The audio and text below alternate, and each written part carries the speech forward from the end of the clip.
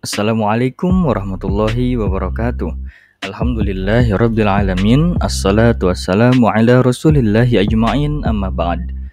Pada kesempatan kali ini kita akan melakukan overview terhadap pelajaran Al-Quran Hadis kelas 10. Jadi overview ini akan menggambarkan apa saja yang akan kita pelajari. Di sini diambil dari tujuan pembelajaran Al-Quran Hadis kelas 10. Langsung saja, apa saja yang kita akan pelajari pada semester ganjil di pelajaran Al-Quran Hadis kelas 10? Maka kita mulai dari bab yang pertama. Pada bab pertama dengan judul Al-Quran Kitabku. Setelah mengamati, mengeksplorasi, mengasosiasi dan mengkomunikasikan, peserta didik dapat yang pertama menjelaskan pengertian Al-Quran menurut para ulama. Yang kedua, menjelaskan nama-nama Al-Quran. Yang ketiga, menunjukkan perilaku orang yang berpegang teguh kepada Al-Quran. Kita pindah kepada bab yang kedua. Pada bab kedua, judulnya adalah Betapa Otentiknya Kitabku. Jadi pada bab kedua ini tujuan pembelajarannya adalah yang pertama, murid dapat menjelaskan bukti-bukti keotentikan Al-Quran. Kemudian yang kedua, murid dapat membuktikan keotentikan Al-Quran ditinjau dari segi keunikan redaksinya, kemukjizatannya, dan sejarahnya. Yang ketiga, murid dapat menunjukkan contoh keotentikan Al-Quran. Kita pindah kepada bab yang ketiga. Pada bab ketiga, kita mendapati tujuan dan fungsi Al-Quran. Ini judul besarnya. Di bab ketiga ini, tujuan pembelajarannya adalah yang pertama, murid dapat menjelaskan tujuan dan fungsi Al-Quran. Kemudian yang kedua, murid dapat menunjukkan perilaku yang memfungsikan Al-Quran. Yang ketiga, murid dapat menerapkan fungsi Al-Quran itu sendiri. Bab yang keempat, tujuan pembelajaran pada bab keempat pada pelajaran Al-Quran Hadis kelas 10. Judul babnya adalah Pokok-pokok isi Al-Quran. Adapun tujuan pembelajarannya yang pertama, peserta didik dapat mengidentifikasi pokok-pokok isi Al-Quran.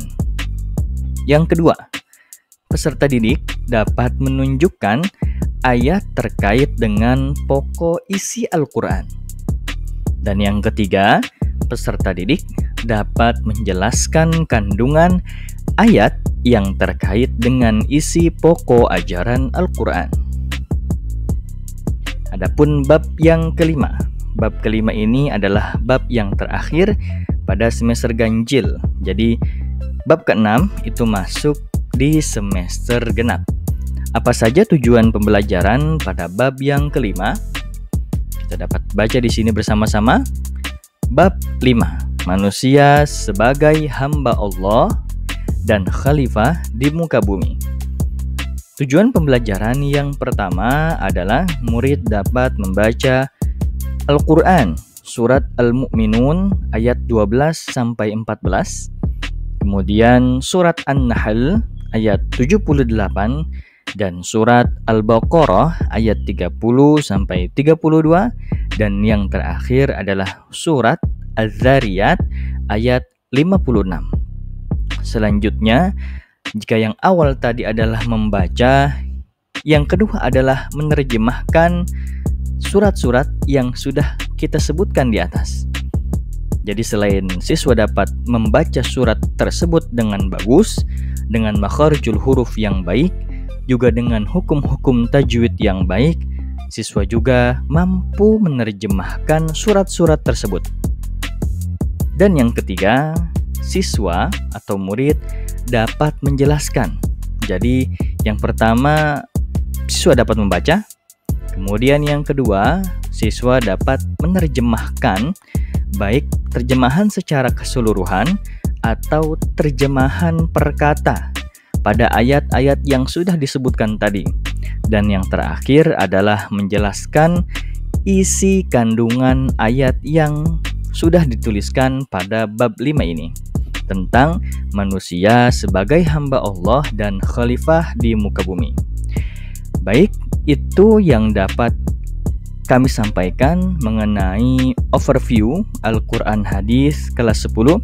Semoga overview ini dapat menjadi gambaran tentang apa saja yang akan kita dapati pada pelajaran-pelajaran Al-Quran Ahadis di kelas 10 ini.